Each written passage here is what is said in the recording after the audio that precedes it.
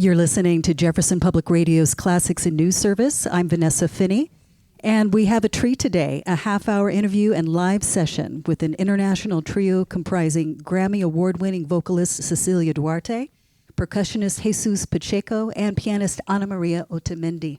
Earlier this morning on our News and Information Service, I spoke with Cecilia one-on-one during the Creative Way on the Jefferson Exchange, and you can hear that 15-minute interview at jeffexchange.org. Cecilia, Jesús, and Ana María, a warm welcome to you. Good morning. Good morning. Good morning. Glad to be here. So we brought you into the studio today, first of all, to give a sneak preview of your concert this weekend. It's happening Sunday at 3 p.m. at the Southern Oregon University Music Recital Hall with tickets available at humanitytickets.org. This is also an opportunity to give our listeners a peek behind the program and a background on all of you as artists. Now, Cecilia, you're from Mexico, Ana Maria is from Venezuela, and Jesús is from Spain. So considering you were all born in different countries, how did you all meet? All right. So I met Jesús, who is my husband, in Germany back in 2009. He actually moved to the United States in 2012. And we have our daughter that's accompanying us today. She's a 10-year-old daughter. And Ana Maria and I met back in 2011 through Houston Grand Opera. She was a young artist back at that time. But that was the beginning of many more projects that we got to do together. And so now at some point we found collaboration between the three of us, and that's something we fully enjoy. Well, on that note, ensembles who work as closely as you all do tend to become tight-knit, almost like a family. And I understand you vacation together. Your families. Indeed. We have become like family, really. We have been spending the holidays, the Christmas holidays together for now more than 10 years, actually, since Julia was a little girl. And we have pictures of Christmas and New Year's with Julia sleeping with our puppy and just while we're partying. So we have made some beautiful memories together beyond our musical collaboration. Lovely. Now, all three of you work in various ensembles beside this one, this trio, with other artists. And I'm always interested in the management of a busy music career. So how challenging is it for all of you to coordinate your calendars for touring and recording, let alone your vacations? Yeah, Ceci and I has been the head of a family that also we don't have any close family members in Houston. Our families are back in Mexico and Spain. We have a shared calendar that we need to keep up to date, and I'm more of a local based percussionist. Ceci travels quite a bit in some parts of the season, and we all try to manage, and with freelancers it's always that puzzle, right? What do you have going on? We try to move things around, and it's always a challenge, but it's also part of the job. I mean, there is no schedule, no 9 to 5 to follow, so we definitely have to keep up to date with everything. And same thing when we collaborate with people like Ana, who's extremely busy, and it's sometimes a little bit harder than we wish to put it together or to see each other. Like we wish we could see her and her wife Elena more often, because as we said, they're family, and we don't get to do that as much as possible as we want to. So yeah, it's always that challenge. Right, and you two as parents sort of tag team the child care, and you might stay home when Cecilia is traveling, and times like now when both of you are performing, she gets to come along. Yes. And you were talking in our earlier interview, Cecilia, about how accustomed she's become in traveling. She's an old hand now. Yes, well, she basically, since she's a baby, she's used to being in performance halls and rehearsal spaces. So she's well acquainted with that. She's an expert, and she's the most flexible kid we know. We're so grateful for her. She's a trooper. Last night she already made friends with some of the audience members while we were performing, and she was waving, and yeah, she's totally part of the whole act. Oh, it'll be interesting to see if she becomes a professional. Of course, right now she's ignoring us under headphones like every preteen should. Yeah. Well, I understand you're playing some selections today from Sunday's concert. What would you like to start with? We're going to start with a set by Manuel de Falla from his wonderful work El Amor Brujo, or Love the Sorcerer. Just to give you a little context, this piece or this big work is a Spanish ballet pantomime by Manuel de Falla about Candelas. She's a young gypsy widow haunted by the ghost of her unfaithful and jealous husband. Every time she tries to, get started again and move on with her life, she actually loves this guy called Carmelo, but their love is impeded every time the spirit of the jealous husband comes and interrupts everything. So here it goes.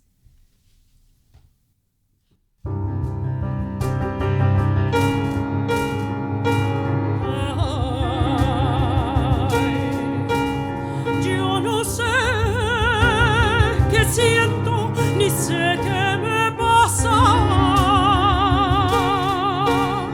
Cuando ese maridito gitano me fareda, candela que arde, pasar del infierno que toita mi sangre abrasa de celos.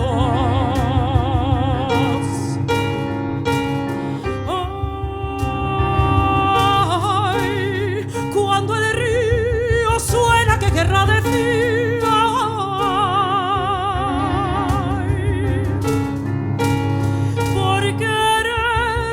Se olvida de mí. Ay, cuando el fuego abraza, cuando el río suena, si el agua no mata el fuego, a mí el penar me condena, a mí el querer me envenena, a mí me matan las penas.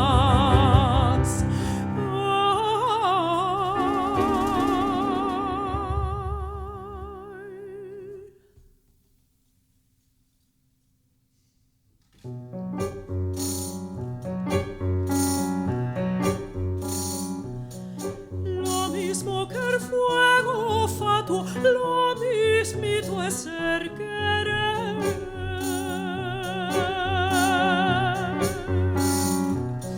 Lo mismo que el fuego fatuo, lo mismito es ser querer. Le huyes y te persigue, le llamas y ella corre. Lo mismo que el fuego fatuo, lo mismito es ser querer.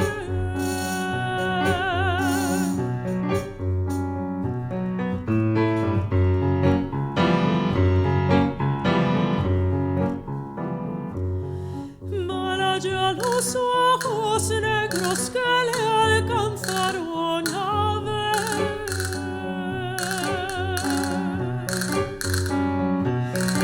Malaya los ojos negros que le alcanzaron a ver.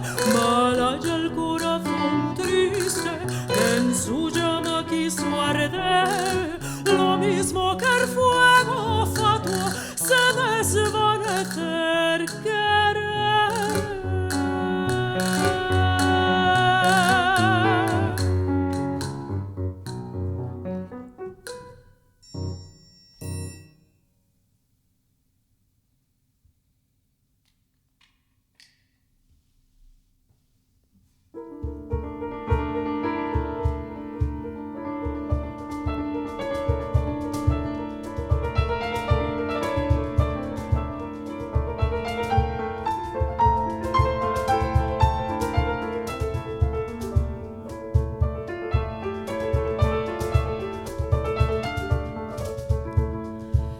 Eres aquel mal gitano que una gitana quería.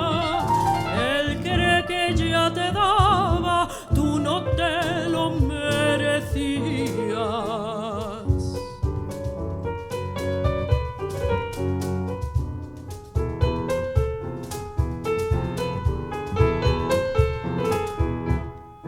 ¿Quién lo había de decir? Que con otra la vendías.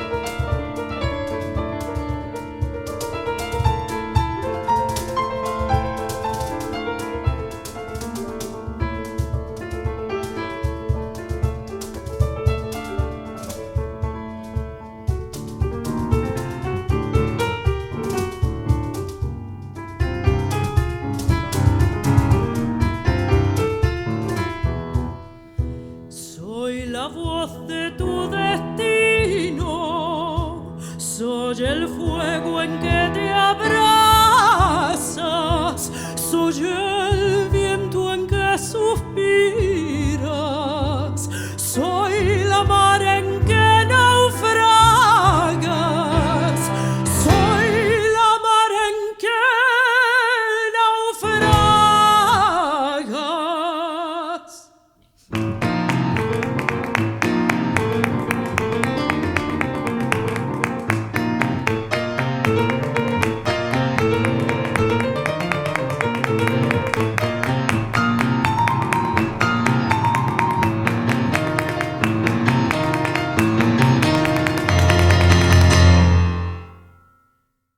A reminder, you're tuned in to the Classics and News service of Jefferson Public Radio. I'm Vanessa Finney, talking live and listening live to Grammy-winning vocalist Cecilia Duarte, percussionist Jesús Pacheco, and pianist Ana María Otamendi about their Sunday matinee concert this weekend. Tickets and details are at humanitytickets.com. Tell us a little bit about Manuel de Falla, whose work you just performed, and the stories of these songs in particular. That last piece was a story of betrayal, was it not? Yes, Manuel de Falla, in this piece in particular, not only works in the subject of love and passion and betrayal, but he works in a key of flamenco, which is very important to understand because flamenco is an art that expresses these overwhelming feelings. All that flamenco is about, although people understand that it's about the stomping or the virtuosistic guitar or the intricate rhythms, it all actually works in service of feelings that wouldn't otherwise be expressed better than with music and with passion, and that's what you hear in Ceci's voice too. This almost raw, singing, which is kind of like the flamenco style, and that's the story. The story is extremely strong, and the feelings about it are extremely strong. Manuel de Falla was a big perfectionist in his lifetime. He didn't produce as much music, although he had a pretty long life, and El Amor Brujo, all of his creations are just perfectly a drawing of Spanish music and folklore and that way of expressing feeling. Ana Maria, Cecilia, anything to add to that about his work? I think in this last piece that you just heard, there's also part of what the music is called, or the piece is called Love the Magician. So she is creating a spell to be able to get rid of the ghost of her husband. And actually in doing that, she also gets rid of the lover. So the woman that he was cheating on with, and it's just like, okay, I'm done. Now I can finally move on with my life. So what you heard here is this big scene in which that's happening. So it's also very exciting in the ballet. Right. Yeah. And in translation, it's very a force to be reckoned with. You're singing things like, I am the sea you will drown in. Yes, it's basically, this is like the closing moment, right? She's saying, you are that evil gypsy that a gypsy girl loved. Yeah. The love that she gave you, you never deserved. Who could have thought that with another you would betray her? And those last words, I think that's when the conjure, happens. I am the voice of your destiny. I am the fire in which you burn. I am the wind in which you sigh. I am the sea in which you drown. There you go. Yeah, it's a tale as old as time. What other composers will you be representing this weekend at your concert? And how did you put this program together? You had your curator hat on for this. So a lot of the sets that you will hear, most of the program you will hear, we have been doing for a while. A lot of this music was born, out of the desire of working. Ana Maria and I had been working for a while, and when I put this program together, I remember it was actually for a final recital to get my degree, and I remember. We vocalists tend not to think about anybody else around us, but in this time, I remember just thinking, I really want to put material in which Ana Maria can show how brilliant she is. And so I was not only thinking about what I wanted to sing, but also how she was going to be showing off all her brilliance. And then in the case of the Falla set, we included Jesús, and I told Jesús, I would love for you to add percussion to this De Falla set that we're preparing. He was a little bit hesitant to do that. Yeah. I mean, he can tell you more about it, but in the end, he came up with this amazing accompaniment that I think brings a total new life to the piece. So yeah, a lot of it we have been doing for a while. And then, as we keep doing these programs all around the country, we add new things. We're already thinking, okay, what else do we want to do, the three of us together? Because this is a good combination. Yeah, it's a wonderful lifelong pursuit. Jesus, I would like to hear your feelings about that, because I know there's some purists where no, the bongo isn't used in bossa nova, and so it takes a certain amount of artistic chutzpah to bring a new arrangement to a well-known work. So yeah, my hesitation was coming from how Falla thought everything out. And for example, he never got to know the cajon as an instrument, which is this one I'm sitting on, and that you heard on the first and the last movement. He never got to know this instrument as part of flamenco, and even flamenco purists actually kind of resisted that inclusion of the cajon. The cajon comes actually originally from Peru. I believe if he would have met the instrument, he would have probably written for it in the style, but he didn't have that time. And I then also I tried to include orchestral percussion, like the castanets, the triangle, and tambourine, which are instruments that he included in his suites, like the three-cornered hat and many other pieces, La Vida Breve, so many others. So I'm trying to be as accurate as I can be with what I thought he would have done.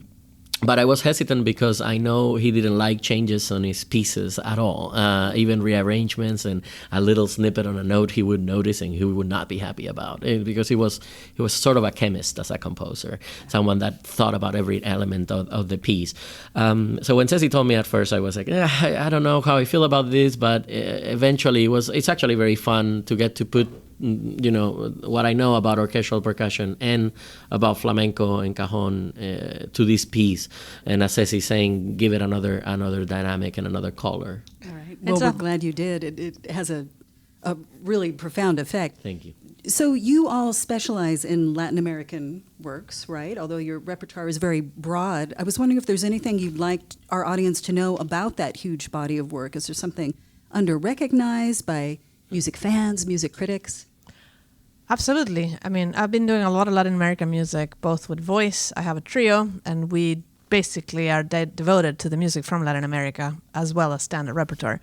And it's interesting because even me being from Venezuela, there's so much of this music that I never knew when I was in Venezuela, and I was born and raised there. So I realized that even in Latin America, a lot of these composers are not really well known, or if you know the composer, you know Villalobos, you know the Baquianas Brasileiras, and that's it. And he wrote over 1,000 works.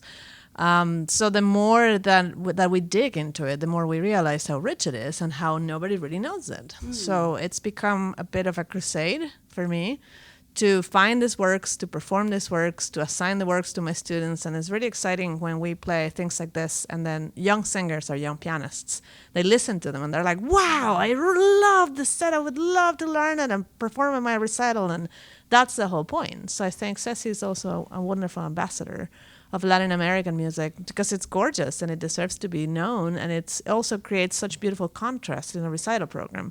So like what we're doing, we have some Respighi and some Schumann and some Debussy, and the Falla and the Ginastera just bring a completely fresh sound into a concert. So. Agreed. There is that special creative pleasure about bringing the so-called hidden gems to light, isn't there? Yeah. Let's hear another set. Okay, so we're going to present to you some of our Ginastera. Alberto Ginastera from Argentina. This is Canción al Árbol del Olvido. Yeah. Maybe I can say just a couple words about what it's about. So this first song is called A Song to the Tree of Oblivion. And it basically talks about somebody who has a tree in their land, in the Pampas in Argentina. And it says there's this tree called the Tree of Oblivion, where people who are dying in their soul go to lie down. And in order not to think of you, I went to take a nap under this tree, but I forgot to forget you. And now I wake up and I'm still thinking of you.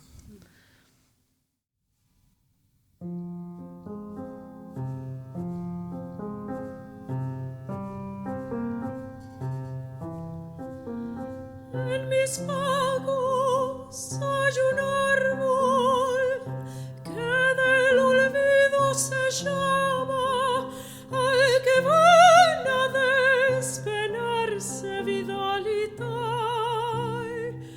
los moribundos del alma.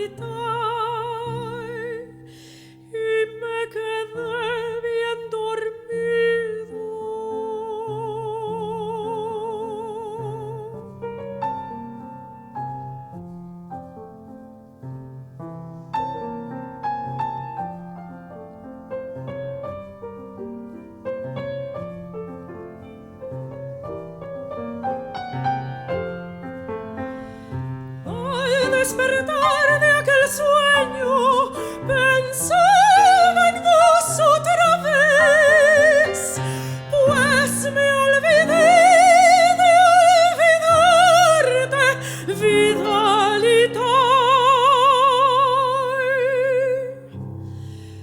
En cuantito me acosté.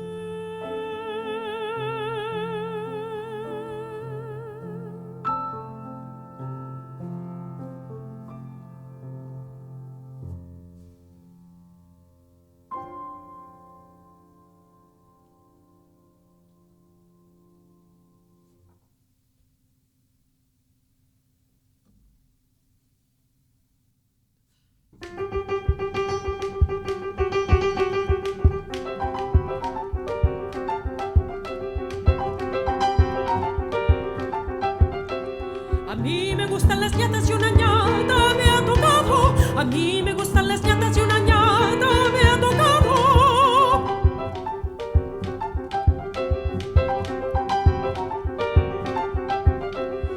Ñato será el casamiento y más ñato el resultado. Ñato será el casamiento y más ñato el resultado.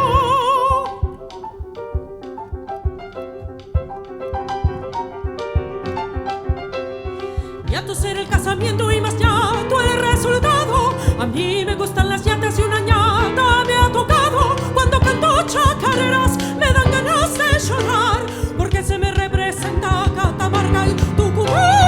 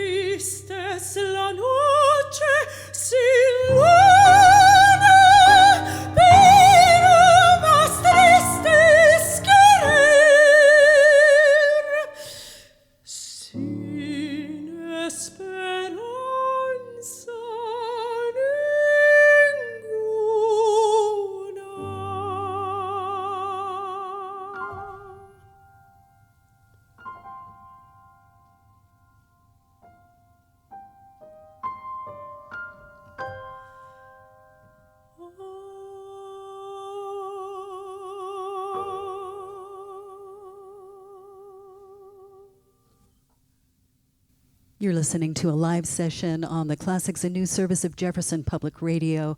You just heard from vocalist Cecilia Duarte, percussionist Jesus Pacheco, and pianist Ana María Otamendi performing selections from their concert this Sunday at the SOU Music Recital Hall.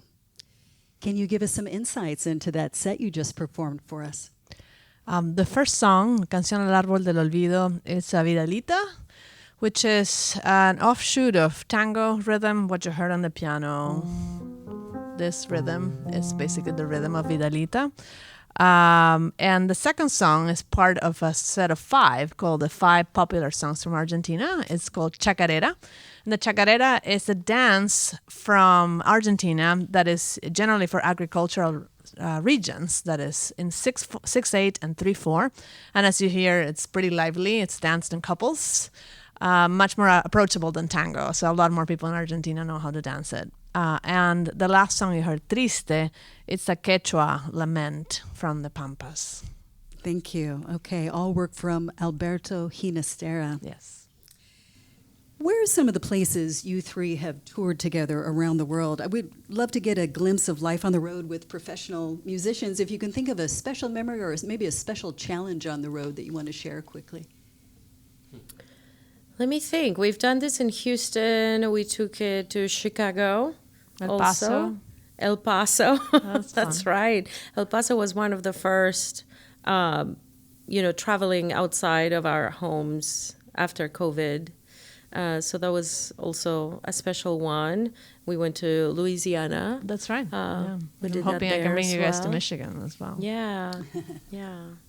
Well, Jesus and Cecilia, I'd love to hear about a joint project that sounds really fascinating. We've got about 1 minute left. If you could talk about the community programs you created in Texas to promote Latin American Baroque music. Yeah, so one of the things that both Ceci and I do a lot is early music, which is, for those who don't know, historically informed performances with instruments that are replica from the time when we use instrumentation.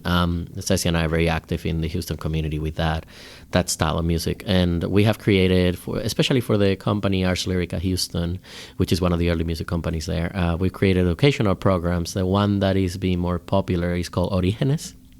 And it has a heavy Latin American and Spanish element on early music, so we're talking about 16th, 17th century music in Spain, but also how it affected contemporary music today, kind of bringing relevancy to early music into how, we wouldn't have many other music that we know these days.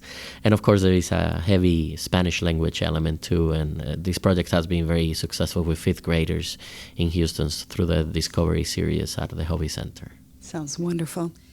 Before I let you all go, until Sunday, till I see you on Sunday, any final thoughts about the concert? Anyone should know?